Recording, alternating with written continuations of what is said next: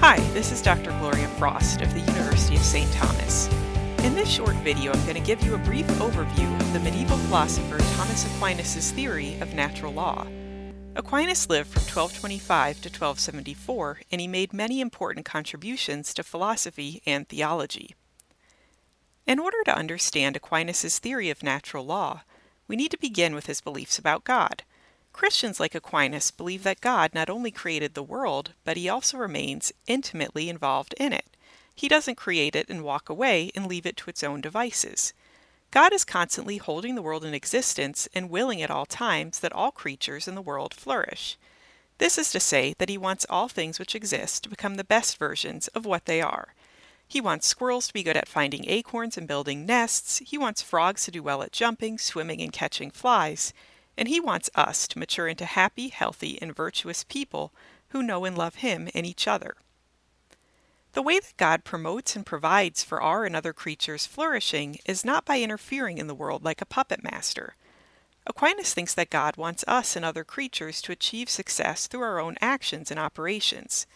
The way that God helps us to lead us toward our flourishing while also having us achieve it through our own activity is by creating his creatures with instincts or inclinations to perform the actions that are good for them.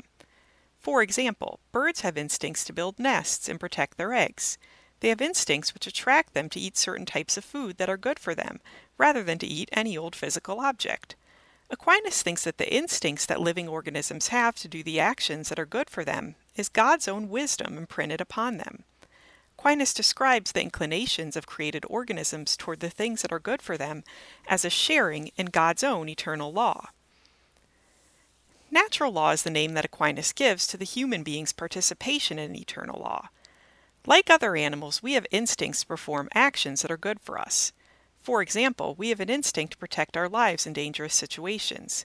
We similarly have a natural instinct that inclines us to reproduce ourselves. It is clear that we are like other animals in having these internal drives to do things that are good for ourselves. Yet Aquinas thought that we as human beings partake in the eternal law most perfectly. That is because, unlike any other animal, we are able to understand God's view of what is good for a human being, and we can use reason and choice to follow it. A bird cannot reflect on what is good for it and choose to act in certain ways. A bird has no option but to follow what its instincts drive it toward. This explains why all birds act so similarly. They cannot choose to go against their instincts. We as human beings, however, can reflect on what it means to be living well as a human being. We can reflect on the instincts which we have. We can similarly think about what are good and bad ways to pursue them. For instance, we could recognize that we have a natural instinct to reproduce, and we can think about what are good or reasonable ways to act on it. For example, a young person can think about whether they want to achieve a certain relationship status or career goal before becoming a parent. Dogs and birds can't do this, of course. Likewise, we have a natural instinct to eat like other animals. But unlike them, we cannot reason about how, when, and what we should eat. This reasoning is evidenced by the countless cookbooks, food magazines, and even diet tracking apps our society has created. These examples show that for us as humans, there are various ways in which we can fulfill our God-given instincts, and we can use reason to reflect on which will best line up with the flourishing that God wills for us. To summarize, natural law involves both instincts and reason. Without inclinations or instincts, we would not recognize certain things as desirable and therefore as having value. Without reasoning, however, we would not know the best way to pursue the objects which our inclinations reveal to us as having value. Aquinas describes the natural law as, quote, the light of natural reason whereby we discern what is good and what is evil, end quote. He also says that this light we have within us allows us to know good from evil, that this light is an imprint on us of, quote, the divine light, end quote. God creates us with both reason and instincts, and these capacities together illuminate for us the path to true flourishing or happiness. Aquinas believed that by reflecting on our instincts with reason, we could arrive at certain moral rules which we should follow in our behavior. These are the precepts of the natural law. Precept is another word for a rule which is intended to regulate behavior. Aquinas says that the very first of these rules is to, quote, do good and avoid evil, end quote. This precept is first in the sense that it is the most general moral rule. Whenever you are following another moral rule, you are necessarily following this one. For example, if you help someone in need, you are thereby doing something good. If you refrain from insulting your roommate when you're angry, you are thereby avoiding evil. Every other moral precept is a specific way of either doing good or avoiding evil.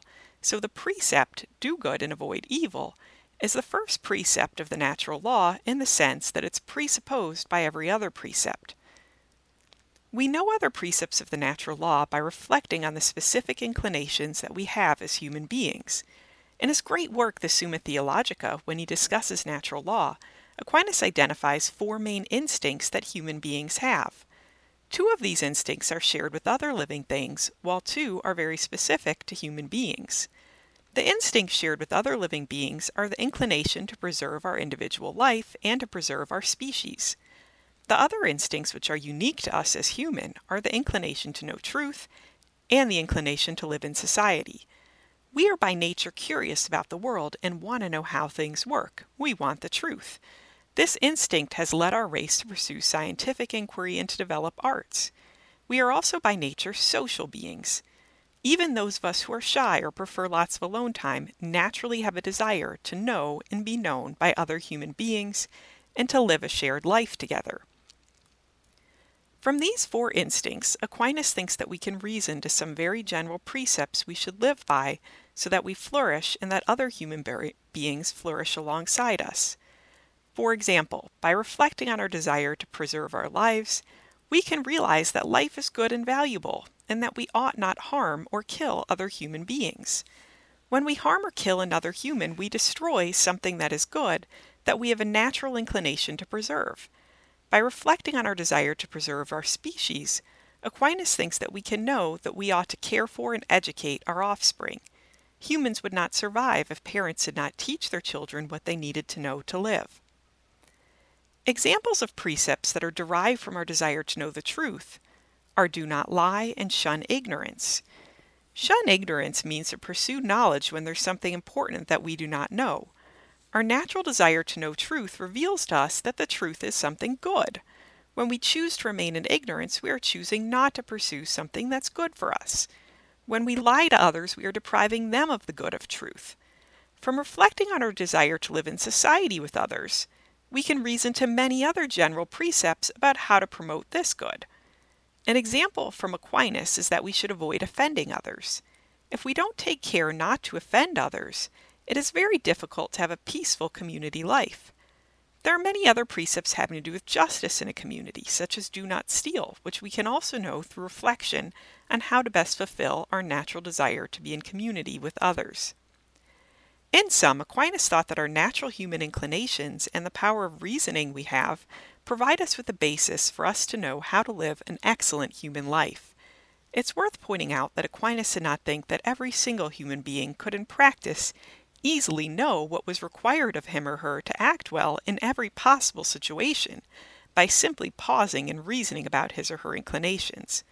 Aquinas claims that some people, because of bad upbringing or living in a corrupt society, could in fact find it very difficult, if not impossible in practice, to reason to the precepts of the natural law. Furthermore, Aquinas thought that even people with very good moral formations needed the assistance of other wiser, more experienced people to help them apply the natural law to specific situations in their lives. The precepts of natural law are very general guidelines. Further reasoning is required to know which more determinate acts in concrete situations count as following the precept or not following it. For example, does taking one of your roommate's pens with you to class violate the precept of do not steal? Does leaving a 10-year-old child home alone for a few hours go against the precept of educating and caring for your offspring? Aquinas thought that the role of the human law was to determine how the general precepts of natural law should in fact be implemented in specific societal situations. Each society must make its own human laws in light of the very specific conditions of that society, but all human laws must be rooted in and consistent with natural law.